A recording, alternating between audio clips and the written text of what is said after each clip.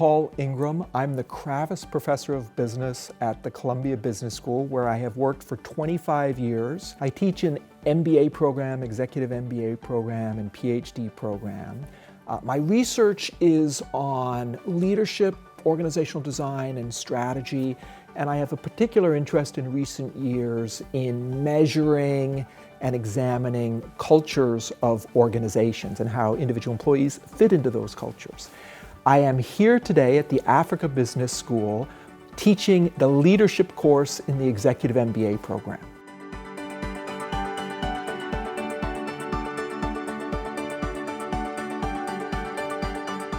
My course is about leadership, and we think about leadership in terms of leading yourself, leading others, and strategic leadership, leading the organization. It's a critical topic for senior executives and therefore executive MBA students. Evidence suggests that as people move through their careers, as they reach a point about 10 years into their career, if things are going well, where they're starting to be responsible for a team, maybe even looking at running a department or a smaller organization, that their responsibilities and what makes a difference in their career success is more and more leadership. Right? So we find that at the very beginning stages of career, analytic abilities, your skills as an engineer or a financial analyst, help you get the first job and the first promotion or two. But then more and more what makes a difference is leadership. In fact, my definition of leadership is helping others do better. That is exactly what managers do. And the more and more senior they become, the role of leadership becomes larger. So my experience teaching executive MBAs for more than 25 years is that this is a topic they can apply immediately, and actually one that becomes more and more valuable to them every year in their careers as they advance.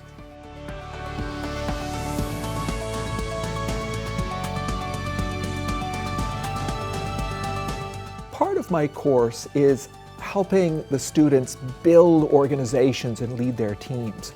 But a significant component is also giving them tools for leading themselves, helping in their careers. I'll point to two. Early on in the class, we do an exercise that helps leaders surface their top values. And in fact, just today, I gave the students in the course what we call a values card, which is a concrete takeaway of their top values that students carry with them. Some of my students have been carrying these value cards for more than 10 years. And one of the reasons they get so much value from these representations of their own values is they help them make career decisions. So routinely, I hear from students that use their value structure to choose between two job opportunities. In fact, more and more over time, I hear from students that go on job interviews and share their values with the interviewer. And in that course, they help to evaluate the alignment between themselves and the job. And they often get the job, and if they get the job by sharing their values, it's going to be the right job for them. So values are an important tool that students apply immediately and throughout their careers. Another is social capital, networks of relationships that are paths for managers to find the next job, to find the next opportunity, and to do better work. So our students do very hands-on work about their social capital. They get a measurement of their professional network, and they get feedback that shows them where their network is stronger or weaker compared to other students at the Africa Business School, compared to other executives around the world. And an important assignment in the course, they plan improvements in their own social capital with an idea to achieving their own career goals, right? So the ideal network is different as a function of what the student wants to achieve in their career. So this is one of the assignments that allow us to take cutting-edge resource and tools that help people understand themselves and attach them to exercises and work for the student to take steps and make a plan which is customized and in direction of their own career goals.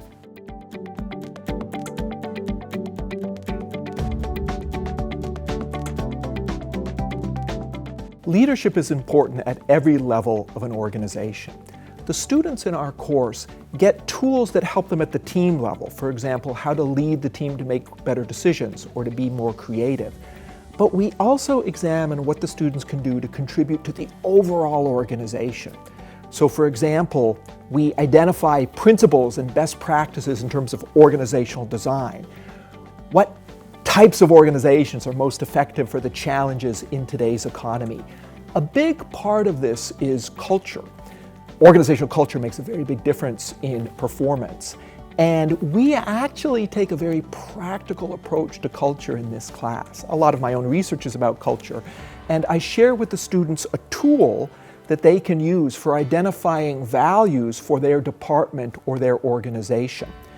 It's a very hands-on tool that considers who makes up the department or organization and also what the strategy is. And the students actually learn how to apply this. They use the class itself as an organization, as an example, to try out the tool. And over the years, I hear more and more from students that are actually asked to make investments and take on projects of organizational development in their company as a function of the skills they're gaining in their executive MBA. And one of the tools that they use most often is this process for identifying values for the collective and therefore shaping the culture. So in this way, our students are really on the cutting edge of the latest ideas on how to build effective organizations, and their employers take advantage of that and ask them to put those ideas to work to improve the company. Thank you for watching this. I'd like to finish by telling you why it is so rewarding to me to be part of the faculty of the Africa Business School. I've taught in this program since its first year. In fact, the very first course, I was the faculty member. And I have to tell you, it is one of my most exciting and rewarding teaching assignments. I find that the students that this program attracts are among the very best that I get the chance to interact with, and I teach the successful executives around the world. What is it that makes the students in the EMBA program at the Africa Business School so fabulous to interact with? They are experienced, they are capable, but they are also inquisitive, curious, and very generous. So I have to tell you that despite the long flight, the long trip away from my day-to-day family and professional life to come to teach in Morocco, I always look forward to it. It's a highlight of my year, and I'm going to be really happy if I see you as part of one of these classes, one of these fabulous classes in a future year.